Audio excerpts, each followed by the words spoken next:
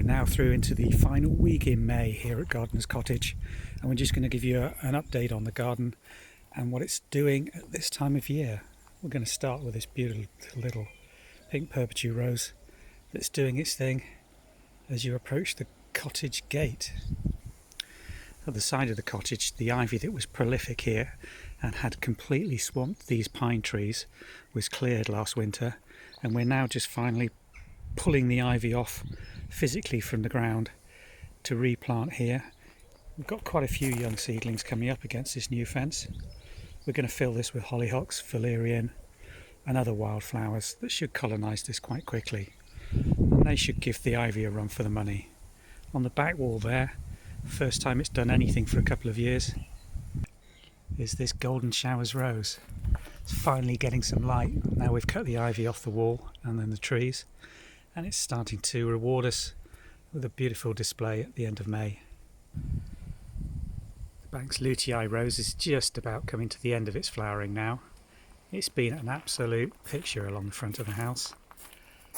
Coated in yellow, but to replace the hot spot of colour, we've now got this William Shakespeare rose coming out, and just look at that.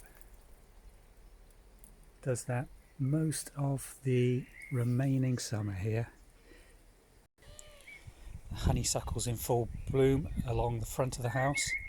In the evening this absolutely fills the driveway with a most gorgeous ginger scent. And the yellow rose planted on the front of the house, which is another thornless golden showers, it's just starting into bloom. The back of the house is starting to get baked. We've got Cicericium flowering, oxeye daisies and some valerians starting into flower. Another golden showers rose is planted at the base of the fig. The small patio roses are starting into bud now. The overwintered geranium's coming into its own. And this little white rose always gives a lovely display. It's quite a shady spot this, but it seems to cope with that very nicely. The buds on the rambling rector that's run through this hedge on the eastern aspect of the cottage gardens still only just in bud. It'll be another couple of weeks before we start to see some colour in those. The ceanothus that was in full bloom last week is just coming to the end and starting to become increasingly pale as it loses its vigour. Those will all be dropped in another week. Got hollyhocks coming up on the patio.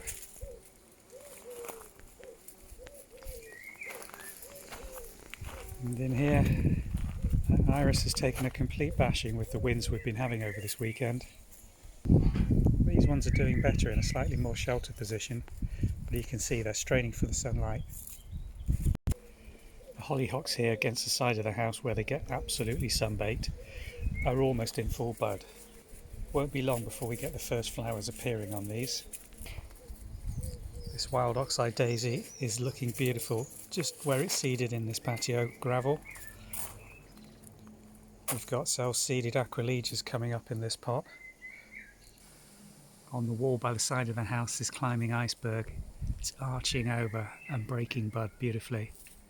That really picks up this colour planting that we've got on this back wall, running into this beautiful white montana. And under the clematis we've got this self-seeded blue borage, more hollyhocks coming on, and this beautiful pink rose just planted on this patio. Buff, creamy orange, white, pink. I don't know how you describe the colour on this. It's got so many different shades in it. It's so full and beautifully scented. The lilac down the bottom of the garden is just fading now and losing its colour. Now we've got these almost 4-foot alliums just picking up again the white planting that runs along this border.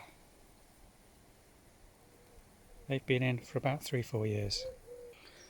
In the deep shade at the back of the garden by the side of the old Methodist chapel, we've got this giant Solomon seal, which loves it here despite it being bone dry and very shady.